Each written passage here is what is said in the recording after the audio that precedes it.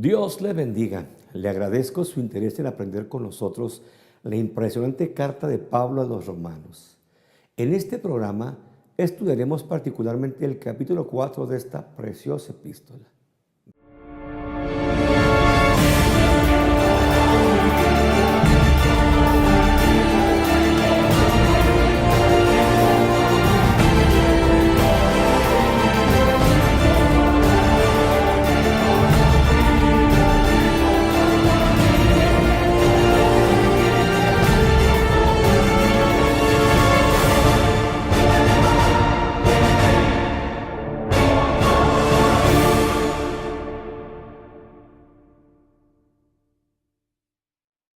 Verso 1. ¿Qué diremos, pues, que ha encontrado Abraham, nuestro progenitor según la carne? ¿Qué diremos, pues, que ha encontrado Abraham, nuestro progenitor según la carne? ¿Qué fue lo maravilloso de Abraham?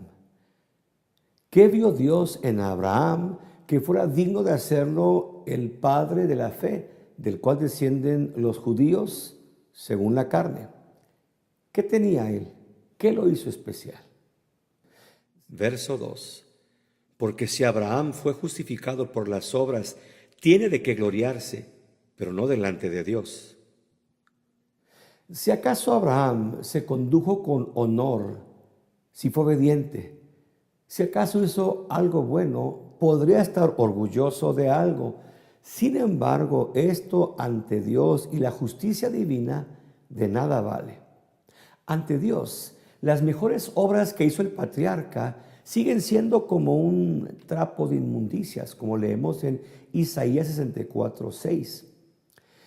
En Abraham ciertamente hubo una conducta digna de elogiarse. Sin embargo, sus mejores acciones no fueron suficientes para alcanzar la salvación ni para lograr el título de justo, como leemos en Romanos 3:1. Verso 3. Pues, ¿qué dice la Escritura? Y creyó Abraham a Dios y le fue contado por justicia.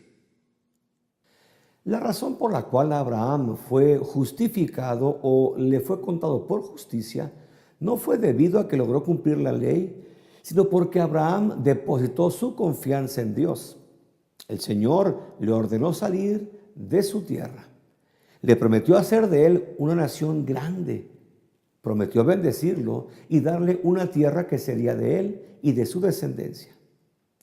Abraham creyó, salió de su tierra sin saber a dónde iba. Él puso su confianza en Dios. Podríamos decir que su único mérito válido fue el de haber creído a Dios y simplemente por haberlo hecho, le fue contado por justicia. Los rabinos judíos aseguraban que Abraham era especial, que en cierta forma él era justo y que había cumplido la ley. Sin embargo, cuando Abraham vivió, la ley ni siquiera se había escrito. Los rabinos argumentaban que el patriarca la había cumplido por intuición. En el libro apócrifo de Eclesiástico, capítulo 44, verso 20, manifiesta que Abraham cumplió la ley del Altísimo y entró en alianza con él, asegurando que en verdad Abraham logró cumplir la ley antes de que siquiera se escribiera.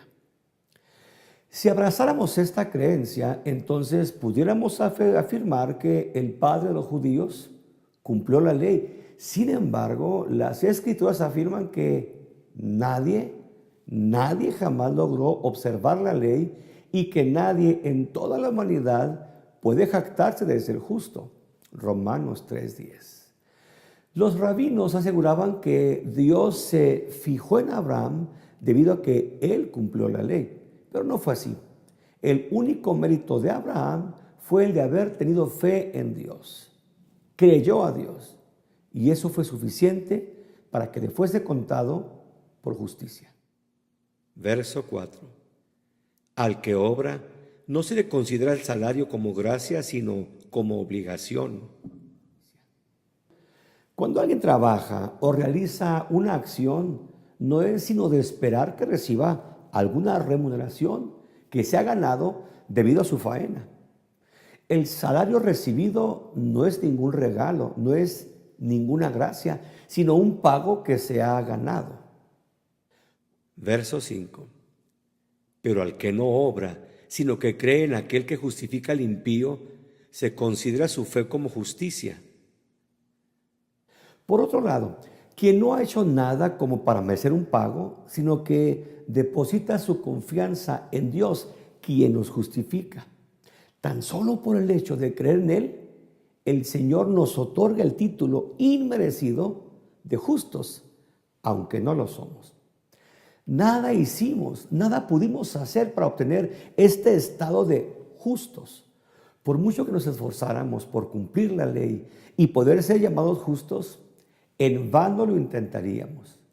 El estado de justificados solamente se logra mediante la fe en el Señor.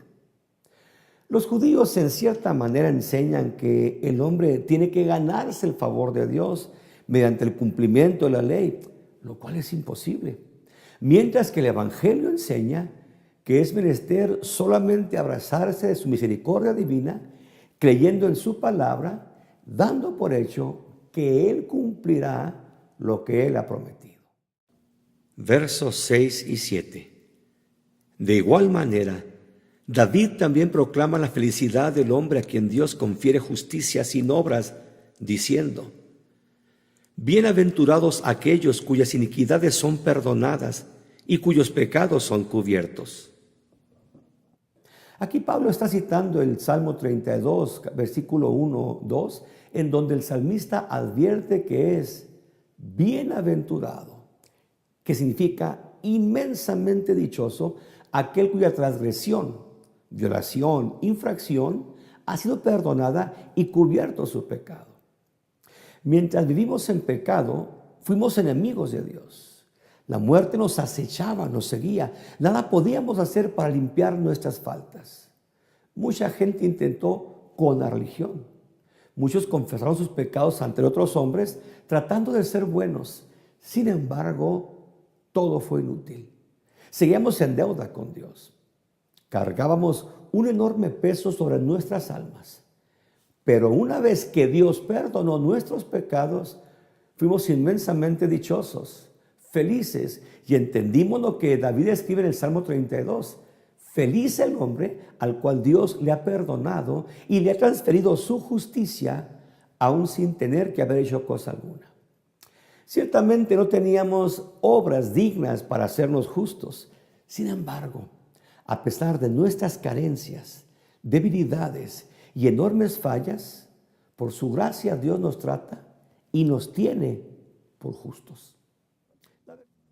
Verso 8. Bienaventurado el hombre a quien el Señor jamás le tomará en cuenta su pecado. La versión Reina Valera 1960 dice: bienaventurado el varón a quien Dios no inculpa de pecado.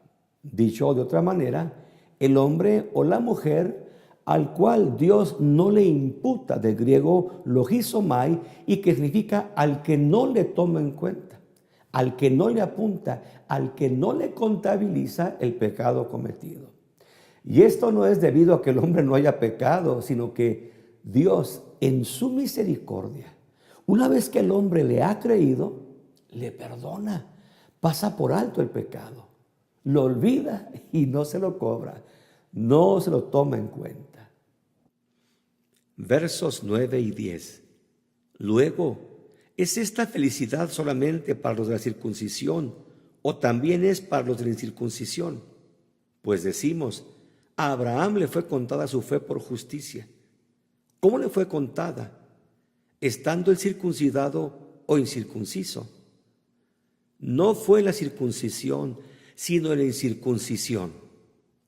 El maravilloso beneficio del perdón y salvación divinos y la felicidad que trae el perdón no es solamente para los judíos, los que llevan la marca de la circuncisión sobre su cuerpo, sino también para los gentiles, quienes no hemos sido necesariamente circuncidados. Pablo, de lo anterior, lanza una pregunta que severamente hiere el orgullo judío y afecta el concepto de la justificación por la circuncisión. Si los judíos afirman que Abraham fue justificado por haber creído en Dios, ¿en qué momento fue justificado? ¿Antes o después que se circuncidó? Por supuesto, Abraham creyó a Dios y leemos esto en Génesis 15:6. Sin embargo, el patriarca no se circuncidó hasta Génesis 17:24, tiempo después de haber sido justificado por creer en Dios o a Dios. Entonces, ¿fue justificado antes o después de ser circuncidado?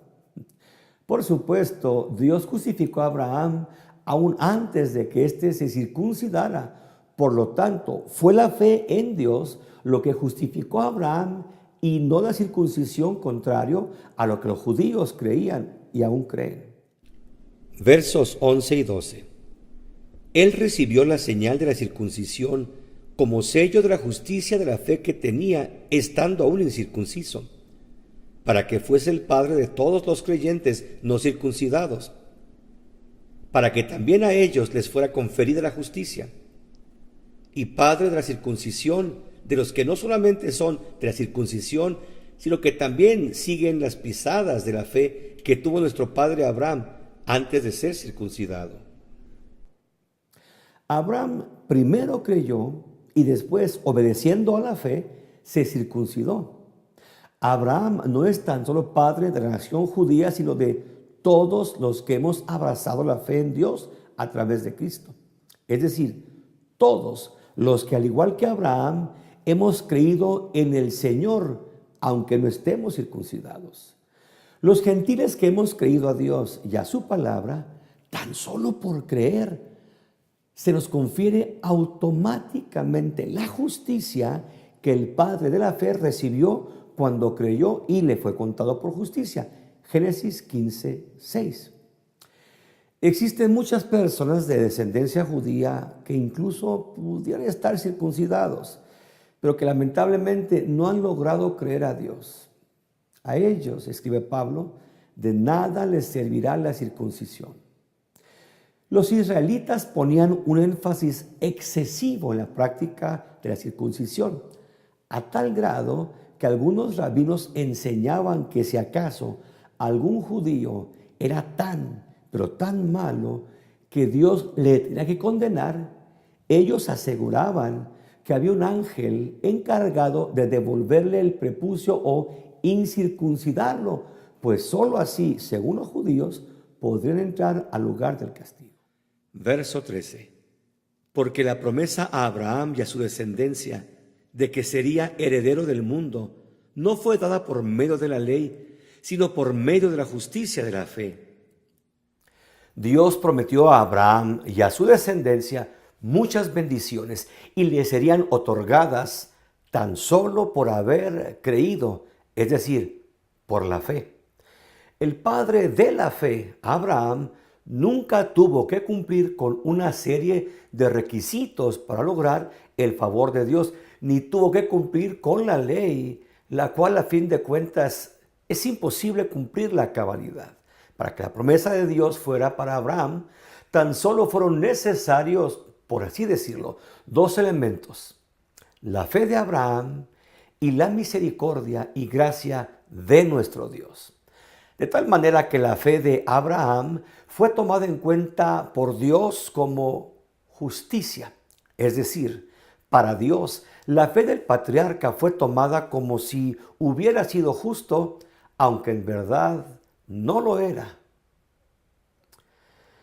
Me gusta mucho un concepto que expone el teólogo William Barclay en su interesantísimo comentario a la Carta a los Romanos. Barclay dice: la gracia es la mano que da y la fe es la mano que recibe. Verso 14. Porque si los herederos son los que se basan en la ley, la fe ha sido hecha inútil y la promesa invalidada. Los judíos creían que por cumplir la ley, además de ser circuncidados, ya estaba garantizado su acceso al cielo. Sin embargo, como he comentado anteriormente, nadie puede cumplir la ley. Si acaso los herederos de la promesa divina fueran tan solo los que se esfuerzan en cumplir la ley, entonces los de la fe estaríamos en aprietos. La fe sería inútil e insuficiente, y la promesa que Dios dio quedaría nula y no tendríamos acceso al Señor. Verso 15. Porque la ley produce ira, pero donde no hay ley, tampoco hay transgresión.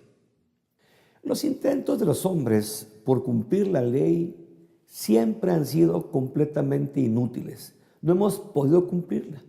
Y al no cumplirla, se producía una ira divina en contra del pecador. Dios nos da los mandamientos para que los podamos cumplir, pero al no cumplirlos estamos desobedeciendo a Dios. Por lo tanto, el Señor estará airado en contra nuestra debido a nuestra rebelión. Por lo tanto, Pablo asegura que la ley produce ira. Sin embargo, cuando creemos a Dios, a sus promesas de salvación, a su inmerecida gracia, a la justicia de su Hijo unigénito, entonces Dios nos toma por justos, aun sin haber cumplido la ley. De tal manera que al creer, Dios no nos obliga a cumplir la ley. Y puesto que no tenemos que cumplir la ley para ser justos, no estamos obligados a observarla. Por lo tanto, no hay transgresión.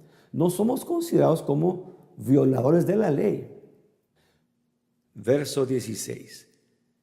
Por esto proviene de la fe, a fin de que sea según la gracia, para que la promesa sea firme para toda su descendencia. No para el que es solamente de la ley, sino también para el que es de la fe de Abraham, quien es padre de todos nosotros. Por esta razón, las promesas, la justificación de Dios se reciben tan solo por haber creído y mediante la gracia o regalo inmerecido de Dios para nosotros. Solamente a través de la intervención divina es que podemos ser salvos. Solamente mediante la misericordia divina es que podemos ser perdonados y hallados justos. De tal manera que esta promesa dada por Dios solamente es firme, segura y puede llevarse a cabo o cumplirse a cabalidad precisamente porque es Dios quien por la gracia la otorga. Esta promesa de bendición no es solamente para Israel, sino para los de la fe, los que hemos creído al igual que Abraham y quien finalmente es también nuestro Padre. Verso 17. Como está escrito, te he puesto por padre de muchas naciones, delante de Dios, a quien él creyó, quien vivifica a los muertos y llama a las cosas que no existen como si existieran. Este versículo es una especie de paréntesis que Pablo utiliza para complementar lo que ha escrito en el verso anterior. El apóstol declara que Abraham es nuestro padre y para ello en el presente texto cita Génesis 17:5, en donde precisamente Dios mismo confiere al patriarca el nombre de padre de muchas naciones, del hebreo Ab, Amon Gowi, y que significa padre de muchas naciones extranjeras, gentiles. Note que el texto hebreo advierte padre de muchas naciones gentiles, no tan solo de judíos. Abraham creyó a esta declaración divina, creyó lo que Dios, el que levanta a los muertos y con su poder simplemente declara lo que no es como si fuera. Verso 18. Abraham creyó contra toda esperanza, de modo que vino a ser padre de muchas naciones, de acuerdo con lo que le había sido dicho. Así será tu descendencia. Abraham creyó en contra de la lógica. Si acaso fuera joven con muchos hijos, sería fácil creer. Sin embargo, creyó contra toda esperanza. Es decir, era viejo, era estéril, todo estaba en su contra. Sin embargo, creyó a la promesa divina y como consecuencia de haber creído a Dios, el Señor cumplió su promesa y efectivamente le hizo padre de muchas naciones. Somos miles de millones quienes a lo largo de la historia hemos alcanzado salvación al haber tenido la fe de Abraham. Por tal razón, Dios nos llama hijos de Abraham. Y este gran patriarca no solo fue el precursor de Israel, sino además de multitudes de naciones, ya que en los 5 continentes existimos una cantidad incalculable de redimidos, cumpliéndose así la promesa divina de que sea padre de muchas naciones, aún de extranjeros. Verso 19. Sin debilitarse en la fe, él tuvo muy en cuenta su cuerpo ya muerto, pues tenía casi 100 años y la matriz muerta de Sara. Abraham no tuvo una fe debilucha, raquítica. Ciertamente estaba consciente del estado de salud de su cuerpo. No era un hombre viril, ni aun cuando joven logró embarazar a Sara, mucho menos ahora con casi 100 años.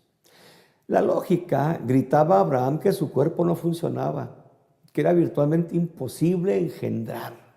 Encima de la realidad de su cuerpo se encontraba la realidad del cuerpo de Sara, su esposa, que al igual que él, ni cuando fue joven logró el embarazo, mucho menos ahora que tenía aproximadamente 90 años, Génesis 17:17, y que era poseedora de una matriz seca, sin la capacidad de producir vida. Verso 20. Pero no dudó de la promesa de Dios por falta de fe. Al contrario, fue fortalecido en su fe dando gloria a Dios. No dudó, del griego diacrino, y que significa no dio lugar a la duda acerca de lo que Dios le había prometido con respecto a la promesa del Hijo, a la herencia de la tierra y la nación grande que saldría de sus lomos. Lejos de ni siquiera dar lugar a la duda, abrazó por la fe la promesa que Dios le había hecho. Las promesas del Señor son una realidad, no fallan. Sin embargo, es nuestra fe la que flaquea al dudar lo que Dios ha prometido para nosotros. Abraham creyó y dio gloria a Dios, dando por hecho que lo asegurado por Dios habrá de cumplirse al pie de la letra. Versos 21 y 22. Plenamente convencido de que Dios, quien había prometido, era poderoso para hacerlo. Por esta razón, le fue contada por justicia. ¿Con cuánta razón se le llama el padre de la fe? El hombre estuvo 100% seguro del poder de Dios para llevar a cabo la promesa hecha. Los creyentes batallamos con la duda. Creemos a lo que vemos y no a lo que creemos, por así decirlo. La lógica nos dicta lo contrario a la fe. E incluso se ha dicho que la lógica es la enemiga de la fe. Sería muy fácil creer que daremos a luz o engendraremos cuando estamos jóvenes, cuando poseemos un cuerpo sano, etc. Sin embargo, cuando estamos viejos, como en el caso de Abraham y Sara, 100 y 90 años, es muy difícil creer e incluso asegurar que lograremos ser padres o madres, peor aún cuando ni de jóvenes lo logramos. El patriarca no puso en tela de duda la capacidad divina. Simplemente lo creyó. Esto bastó para que Dios tomara el acto de fe como justicia. Versos 23 y 24. Pero no solo para él fue escrito que le fue contada, sino también para nosotros, a quienes nos habría de ser contada, a los que creemos en el que resucitó de entre los muertos, a Jesús nuestro Señor. Dios encontró justo a Abraham tan solo porque éste creyó en el Señor. Pero Pablo advierte que el mismo beneficio de la justificación divina que se dio a Abraham tan solo por haber creído a Dios, ahora se nos otorga a todos aquellos que hemos recibido a Cristo tan solo por creer. Nosotros nos encontrábamos muertos, al igual que la matriz de Sara, y estábamos imposibilitados de ser justos por nuestras propias obras. Sin embargo, en el momento en que creímos en Jesús, quien venciendo la muerte se levantó de la tumba, tan solo por haber creído en esto, el mismo beneficio que Abraham recibió se nos otorga a todos aquellos que depositamos nuestra confianza en el unigénito Hijo de Dios. Verso 25. Quien fue entregado por causa de nuestras transgresiones y resucitado para nuestra justificación. El apóstol agrega, hablando de Cristo, que fue entregado para que muriera por culpa nuestra y para beneficio nuestro. Ciertamente fuimos nosotros los que transgredimos o rompimos la ley de Dios. Por lo tanto, fuimos nosotros los que merecíamos la cruz. Sin embargo, Dios, en su maravilloso amor y su intención de salvar a la humanidad que era impotente ante el pecado, entregó a Jesús, quien murió, pero que además se levantó de entre los muertos, resucitando para que fuésemos justificados, del griego dikaiosis, y que significa absolución, perdón o ser encontrados rectos. Bien, por hoy hemos terminado este interesante capítulo 4 de la carta de Pablo a los Romanos. Les espero en el siguiente programa en donde estudiaremos el maravilloso e interesante capítulo 5 de esta carta. Mi nombre es Jesús Lozano y mi deseo es que Dios le bendiga.